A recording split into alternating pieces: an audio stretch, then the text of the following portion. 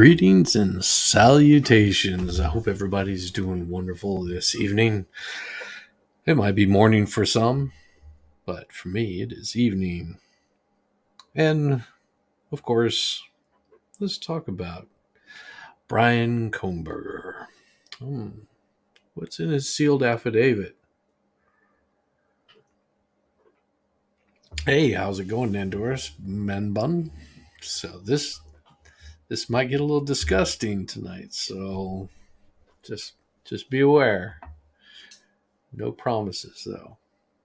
So, according to Techno Trends, uh, according to the prosecutor, the man accused of killing 4 University of Idaho students in November is rushing to return to Idaho in order to read the specifics of the charges against him in sealed affidavits. Bryan Kohberger, 28, was detained Friday at his parents' house in Pennsylvania, agreed on Tuesday to be extradited to Idaho to face charges there. Within 10 days, he will be transported to the state, which is happening tonight, supposedly. We'll see how that actually works out. And it goes in a little bit here, but this is where it gets really interesting, is according to Michael Mancuso, first assistant district attorney of Pennsylvania's Monroe County, during a press conference on Tuesday, Kohberger's extradition hearing, the fact that the affidavit and the court documents are still sealed is a quirk of Idaho law. After reading those documents and sealed affidavits of probable cause, I firmly believe the defendant's decision to waive extradition and hastily return to Idaho was motivated by a desire to learn what was contained in those documents. So, what was contained in those documents? I am sure that there's something in there that was contained in those documents, but I don't know what it could have been. So I started doing a little bit of, just checking out, seeing if I could figure out what was in those documents. Of course, I'm not seeing anything that would indicate what it is, but as soon as he lands, they can actually unseal those documents so he can actually read them. So I pulled this little tidbit of information up here. And this is coming from Newsweek. The man charged in connection with the slayings of 4 University of Ohio students battled with cannibalistic urges, a forensic psychiatrist told Newsweek. Sounds a little odd, but okay. So Kohberger is accused of breaking into the rental house. We all know that. In the days since his arrest, details about Kohberger's life have emerged, including how he follows a strict vegan diet and has reportedly struggled with heroin addiction in the past. Yes. Newsweek forensic psychiatrist Carol Lieberman told Newsweek that Kohberger's reported obsessive compulsive eating habits indicate he was afraid he would become addicted to meat if he ate it. He was not only vegan, he refused to eat off of pots or plates that had meat on them. Psychologically, this represents his struggle against his cannibalistic urges. He was afraid that if he let himself go to taste meat once, he would become addicted to it, like he had become to heroin, and start killing and eating people. Okay. It was above and being vegan. His aunt and uncle had to buy new pots and pans because he would not eat from anything that had ever had meat cooked in them. Casey Arntz, who was friends with Kohberger in middle and high school, said in a video posted on TikTok that he had been a heavy heroin user in high school. Heroin's not a cheap drug. Just saying, if you're a heavy heroin user, that's going to show. Kohberger's struggles with his drug addiction continued into his college years, a friend from Northampton Community College told Fox News. And that's really all that needs to be shown on that. because I was like, well, let's see. Do vegans turn to cannibalism? And well, might be pretty interesting. So I did a nice little search for it, and I found this right here. This is pretty good. You might like this. Make sure the volume's up. Yep, and here we go. At the Vegan Cannibal Steakhouse by Liquid Death, we believe that eating people is unethical and unnecessary. That's why we're proud to serve you and your family the world's finest plant-based, cruelty-free human meat. Because we believe you should eat what you love. Try our New Yorkerless strip steak, guiltless grilled rack of Sam, or our manless meatballs and marinara. Our human-inspired menu tastes so much like real human. After just one bite, you'll be waiting for the police to arrive. So indulge. Mandor. I don't believe that. I don't believe in any of it. This is all tongue in cheek. No pun intended. The dining experience so authentic, even non-vegan cannibals will love it too. The Vegan Cannibal Steakhouse, where nobody gets killed. Available exclusively on Postmates. Seriously. Find out how to order at liquiddeath.com/vegancannibal. I had to show that. That was absolutely hilarious when I pulled that up. But it does get more weird because you think that part is sort of a joke. But there's this also that I found. Okay, here we go. So, vegan cannibals rejoice. There's finally a plant-based version of human flesh. Hufu is a healthy human flesh alternative, a plant-based meat product developed for vegan cannibals. Hufu was advertised online between 2005 and 2006. The product was said to carry the taste and texture of human flesh, but it was made of tofu. Mark Knuckles, the founder and CEO of Hufu, thought up the concept whilst eating a tofu sandwich and reading Good to Eat Riddles of Food and Culture, a book about humankind's food habits and cannibalism. Hufu was marketed towards cannibals who want to quit. At the time, its website said Hufu is a great convenience food for cannibals. No more Friday night hunting raids. Stay home and enjoy the good, healthy taste of Hufu. The tofu product was also marketed towards anthropology students studying cannibalism and those wanting to give cannibalism a go without actually having to give cannibalism a go. Soylent Green, yes. It's people. People, I tell you. It's made out of people. I think that a lot of the pleasure of eating Hufu product is imagining you're eating human flesh. For that moment, you can join the fraternity of cannibals. If you really want to come close as possible to the experience of cannibalism, Hufu is your best option. Taste and texture of beef. As well as being a place to purchase the tofu meat, the Hufu website features Hufu recipes, merchandise, and information about famous cannibals. An interview with the Stanford Daily, Knuckles said the website is designed to provoke people and get a reaction from them. There's a better way to get a reaction from people than advertising that it's supposed to taste like human flesh.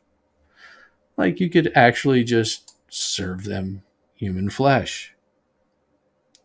So I will let you know that this is going to be very, very disgusting. At least probably for the next 30 to 40 minutes. Here's the warning. So it's going to get bad.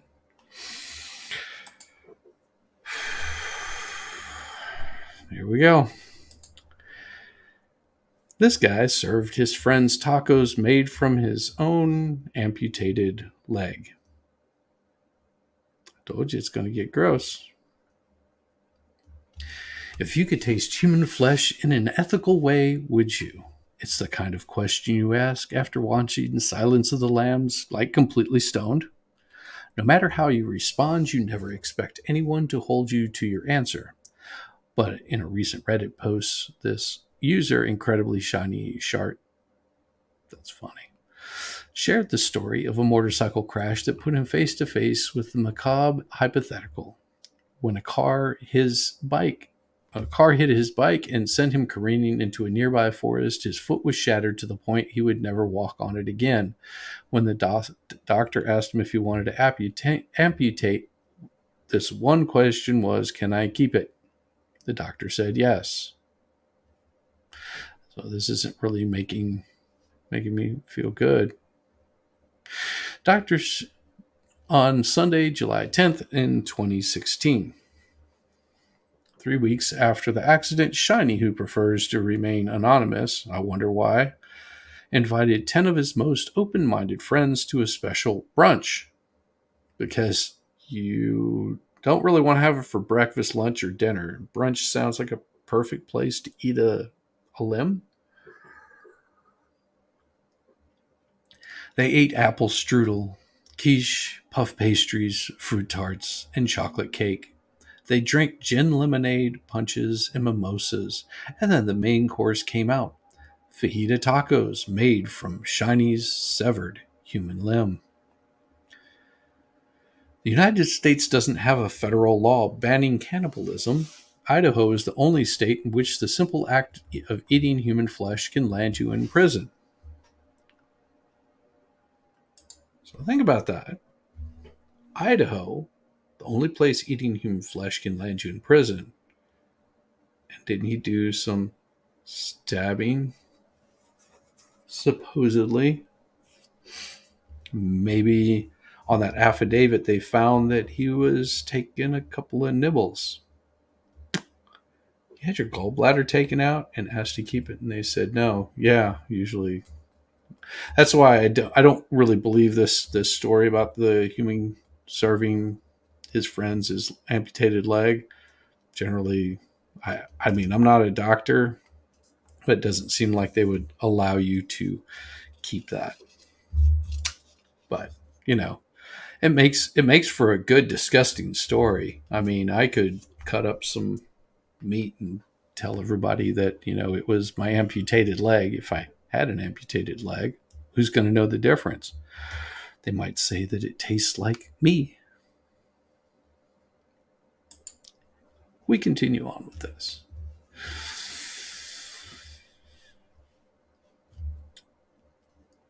But technically legal in other 49 states.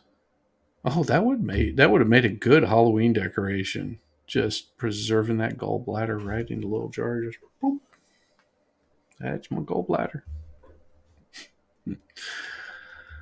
Belgian man named Detlev Gunzel was sentenced to 8 years, and we'll just read on. Shiny's is the rare case where cannibalism was not only legit but ethical. He documented the entire process, but due to the graphic nature of the photos, we have omitted several from this post.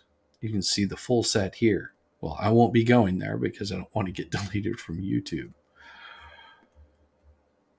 So, Weiss, why did you do this? Shiny, originally I wanted to have it taxidermied or freeze-dried. How cool would it be to have my freeze-dried or taxidermied foot standing around in the house as a lamp or a doorstop or something? All of this came out of the idea that it's my foot. It's not going to be cremated and chucked into a landfill. It's part of me and I want it back. How did you convince the doctor to give you your leg? Most hospitals have policies where they will release your body parts to you because of some religions where you have to be buried whole. So there's how you could have gotten your gallbladder.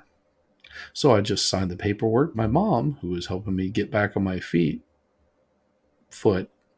so to speak, drove me back to pick it up. She doesn't know I ate it, though. Well, she does now.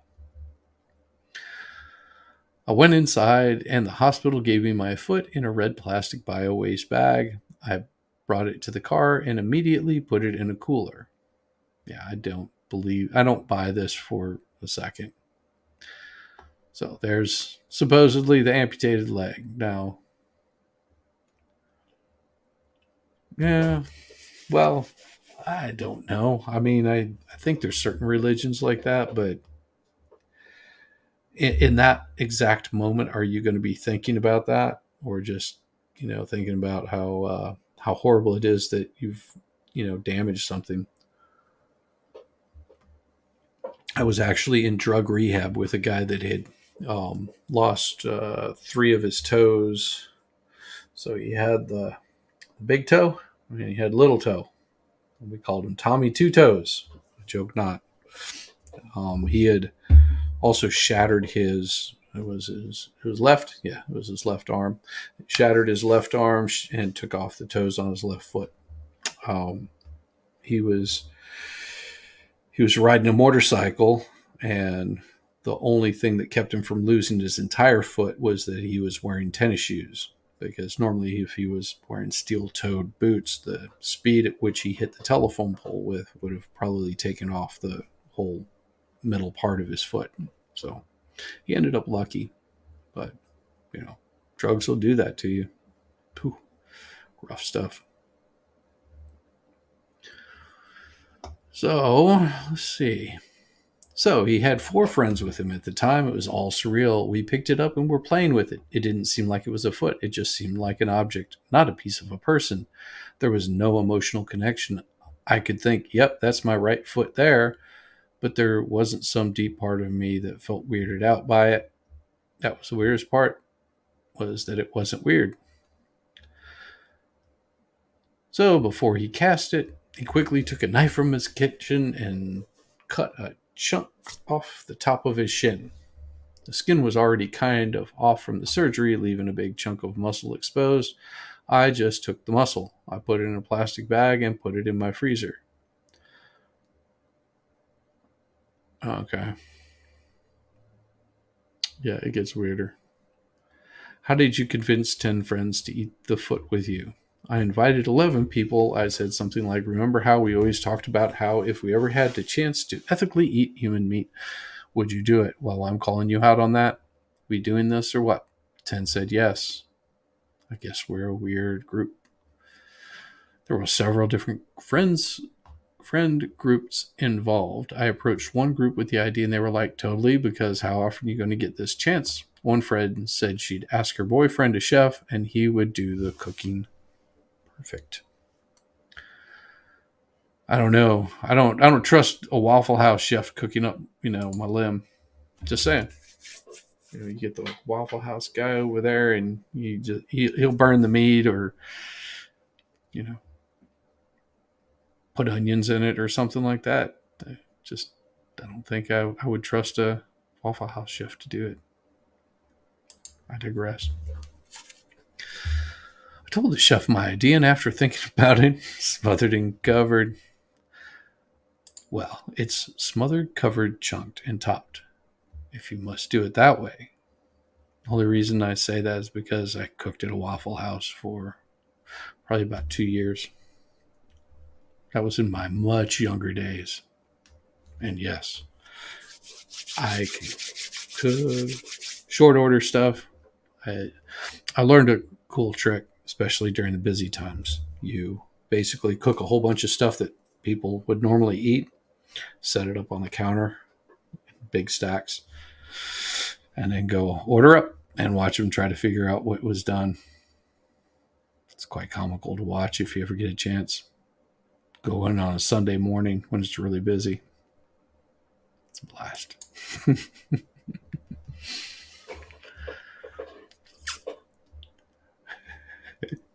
Yes. He marinated it overnight, sauteed it with onions, peppers. I told you there'd be onions, and lime juice. Ah, yes, I did that with a smothered, covered, chunked, and topped. I would actually open up a lemon because we had lemons for the sweet tea. And this one gentleman was like, make me something different. So that's what I did. I made him this big pile of hash browns, all the fixings on it, and then took a bit of lemon and squeezed over the top of it. That dude would come in every Thursday and eat. He loved it there. Hmm. People think it tastes a lot like pork because in the movies we hear it called long pig. And that term originated in places like Papua New Guinea where they eat wild boar. They're not eating our big, fat, domesticated pigs that have white meat. Boars don't have white meat. Great after bar food. Yes, it is. I also cooked at a Denny's that was open 24/7, and I worked the night shift. It was so busy at that place. It made Waffle House seem like easy stuff because we'd have two guys on the grill. I had a big grill, had a small grill, and we were turning out. I think it was somewhere around about $2,600 every hour on that place. It was insanely busy. I'd never been so soaked in sweat in my entire life, head to toe, just drenched. We would get those shaker cups that we'd use for like doing omelets. Get the big metal cups, and I'd have the waitresses fill it up with ice and water, and I'd just pound those things all night long. I'd go through at least 15 of those things, like one every like 10 minutes. It was insane. It was just so hot, so hot. This particular cut was super beefy. It had a very pronounced beefy flavor to it. The muscle I cut was tough and chewy. It tasted good, but the experience wasn't the best. Oh, yeah. Yes, Stendor's man bun. That made my day go by very fast. It would, because I would get in at, oh God, what time was it? It's probably about 7, 6. It would be right in the middle of a rush. I would show up and I would start doing prep. And then once I got done with prep, I would go over and started out on the small grill, which is probably about the size of my desk, about 48 inches wide, a little deep. And there's a center grill there. We'd just be, cooking that stuff up. The only reason I got hired is because I could actually make an omelet. That was the main reason I got hired. The boss, the district manager that ran the place, actually asked me if I could do it. That was, yeah. So I made him a perfect omelet. He hired me on the spot. Nothing worse than a slow day that drags on forever. Ah, yes. I've had those whenever I was a mechanic. Slow days that would drag on forever. Nobody would show up. Nobody shows up to get the car worked on. There's not much you can do. Just sort of chill. So there was this queasy anticipation. We all looked at each other like, we doing this, right? We're doing this. Chop, chop, chop, chop, chop, chop, chop, chop. There was very dark humor, which we already have in spades. I think that's why this went so well. We were cracking jokes the whole time. I said at one point, well, today was the day I was inside 10 of my friends at once. Ha, ha, ha, ha. I got a phone call the next day from a friend saying, hey, just so you know, I pooped you out. Sorry. There was a sense that this was a bonding experience. We could share this really unique experience together, and it was a way for me to close a lid on this part of my life. His friend just pooped him out, and he's closing the lid on that part of his life. Sounds good, I guess. Yeah. So, silly people, I don't really believe this. I find it interesting, but I just have my doubts that he actually did this. It makes for a great story, but I just don't see it being true. But I think we should watch this commercial again because it's totally worth it. At the Vegan Cannibals Steakhouse by Liquid Death, we believe that eating people is unethical and unnecessary. That's why we're proud to serve you and your family the world's finest plant-based, cruelty-free human meat. Because we believe you should eat what you love. Try our New Yorkerless strip steak, guiltless grilled rack of Sam, or our manless meatballs and marinara. Our human-inspired menu tastes so much like real human. After just one bite, you'll be waiting for the police to arrive. So indulge in the dining experience so authentic. Even non-vegan cannibals will love it too. The Vegan Cannibal Steakhouse, where nobody gets killed. Available exclusively on Postmates. Seriously. Find out how to order at liquiddeath.com/vegancannibal. Oh, I'm sorry I had to do that. It's just too funny. At the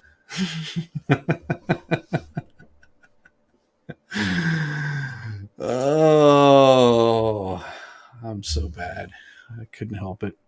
That, but like I said, it's pretty disturbing if you think about it. Eating away on somebody, even if it's yourself.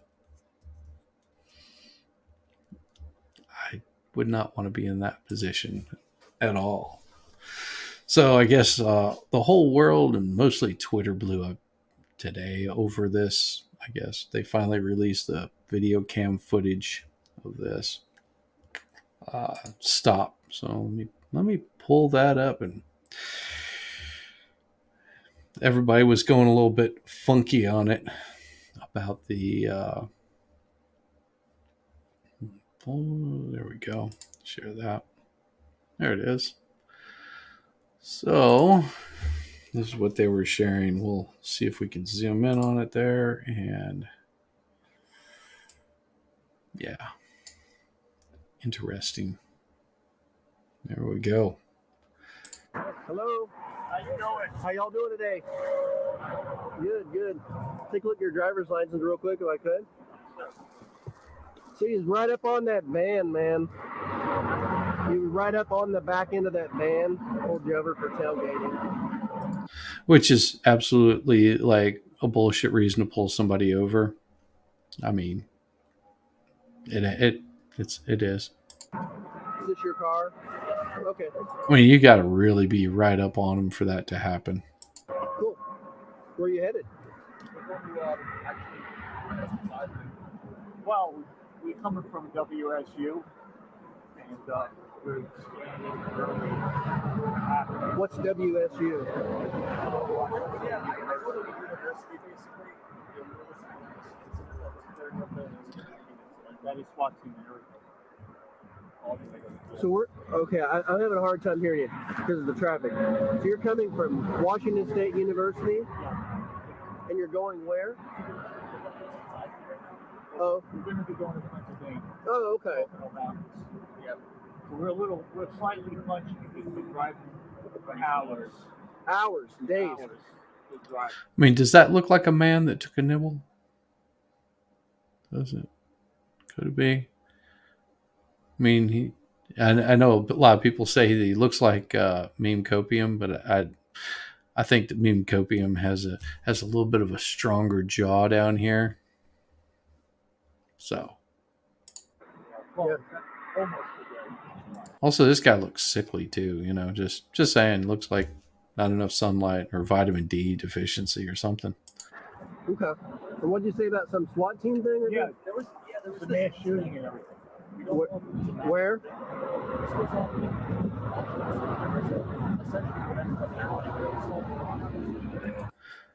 They could be, yeah. I could see that. I could see them being considered brothers. Like I said, it was Meme is much smoother and slick and just seems pretty chill, and this guy seems a little more edgy. Of course, if you've got the cops, arresting you, it would make you pretty edgy, I assume.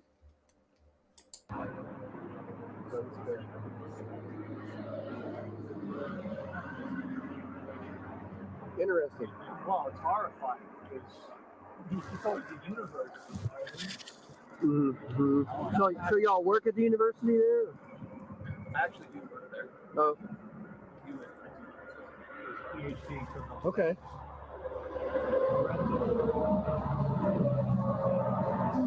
Okay. Man, that's a nasty looking bunch of dirt all over the car. Man, take it to a car wash. I know it's cold and snowy and icy and stuff, but get it cleaned. I hadn't heard about that incident. Just yesterday, or? No, this happened about an hour and a half ago. We're still wrapping it up for investigation. I'm not sure there's two shooters because they did shoot somebody, Let's see. and then You don't know about that actually. You Well, were there. Interesting. Wow. So if this guy's the actual killer, if they've got something on him, apparently they do. So maybe it's little nibble marks. Okay. So do me a favor, don't follow too close, okay? All right. Thank you. Appreciate you. And that, ladies and gentlemen, is how you deal with a police officer whenever they pull you over. Don't be an ass. Say, yes, sir. No, sir. Let them know where you're going. You don't have to answer their questions. That's all voluntary. But answer their question. Just say, hey, I'm going to, Bob's house up the road, if that's where you're going.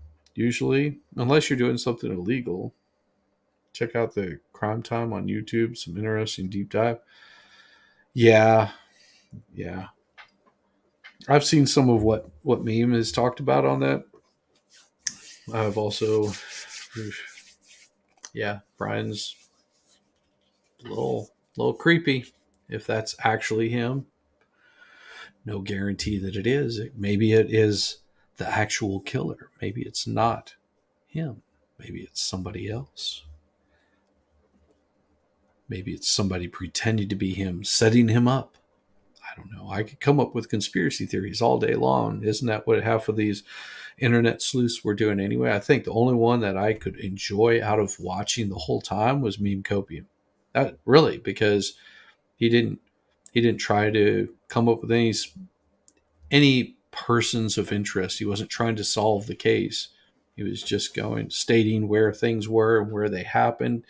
And, some of the, if his dad had if the kids left the door unlocked, it makes sense that that's the way that he entered. Who knows? I mean, like I said, Meme was really spot on with it. It made me a true believer. Not that I didn't enjoy Meme in the first place, but I mean, if you get a chance to see that Chris Chan stuff, just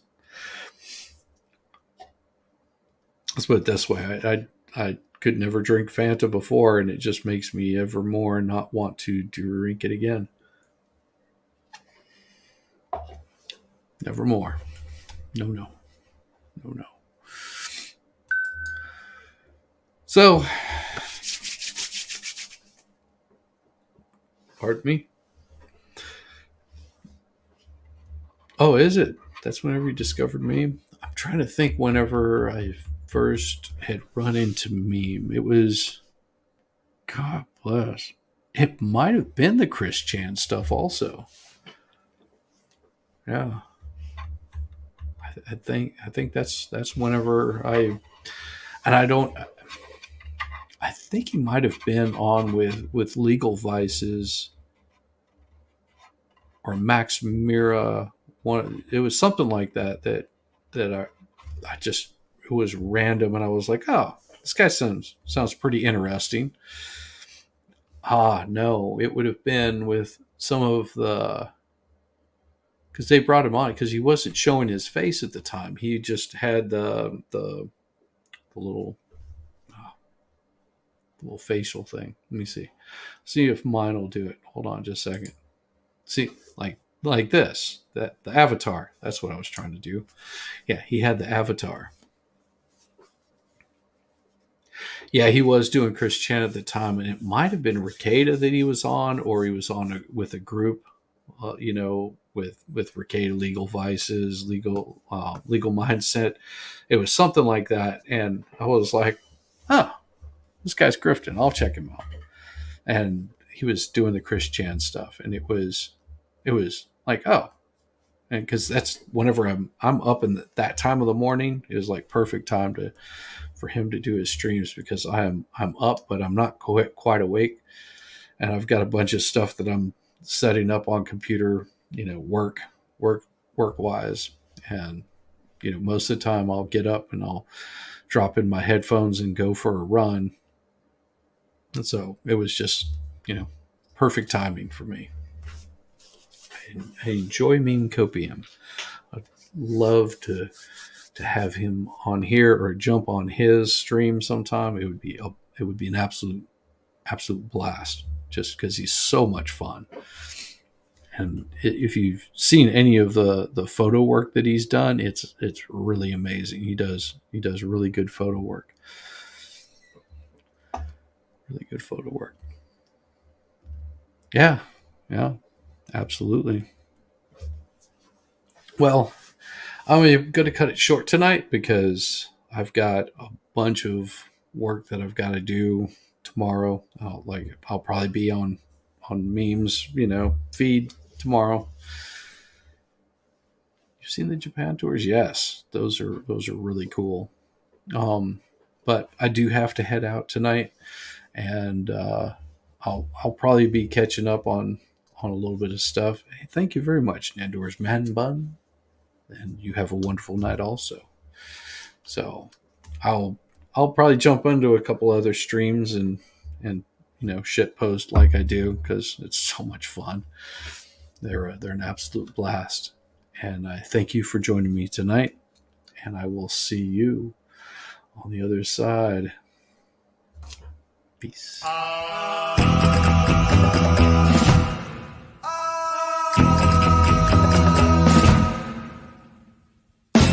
Exótica.